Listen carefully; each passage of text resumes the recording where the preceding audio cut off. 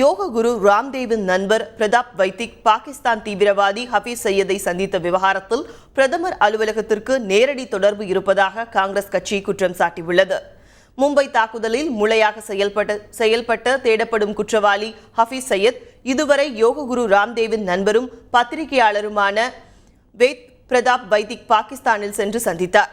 இந்த விவகாரம் பெரும் சர்ச்சையை ஏற்படுத்தியுள்ளது. நேற்று மாநிலங்களவையில் இப்பிரச்சனையை காங்கிரஸ் உறுப்பினர்கள் எழுப்பியதால் அமளி ஏற்பட அவை இருமுறை ஒத்திவைக்கப்பட்டது. Indian citizen on Indian passport travels, so what I'll explain, sir, and meets the most wanted terrorist, not only in this country but all over the world. He has returned to India.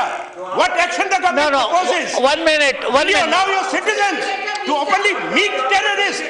What criminal action will be taken? He should have been arrested. வைத்திக் Pakistan தீவிரவாதியை சந்தித்தது தேச பாதுகாப்புக்கு அச்சுறுத்தலை ஏற்படுத்தக்கூடிய ஒரு விஷயம் என காங்கிரஸ் செய்தி தொடர்பாளர் ஷகில் அகமது கூறியிருக்கிறார். டெல்லியில் நடைபெற்ற அகில இந்திய காங்கிரஸ் கமிட்டி கூட்டத்தில் பேசிய அவர், வேதிக் இடம்பெற்றுள்ள விவேகானந்தா சர்வதேச அறக்கட்டளையில் பிரதமரின் முதன்மை செயலாளர் நிர்பேந்திர மிஸ்ரா, பிரதமர் அலுவலகத்தின் கூடுதல் முதன்மை செயலாளர் PK மிஸ்ரா மற்றும் தேசிய பாதுகாப்பு ஆலோசகர் அஜித் தோவால் ஆகிய மூவரும் உறுப்பினர்களாக உள்ளனர் என்று கூறினார். எனவே வேதிக் தீவிரவாதி சையதை சந்தித்ததில் பிரதமர் அலுவலகத்திற்கு தொடர்பு இருப்பதாக ஷகில் முகமது குற்றம் சாட்டினார். இதனிடையே வைத்திக் தீவிரவாதி சையதை சந்தித்த விவகாரத்திற்கு கண்டனம் தெரிவித்து போபால், டெல்லி, பெங்களூர் ஆகிய இடங்களில் காங்கிரசார் ஆர்ப்பாட்டம் நடத்தினர்.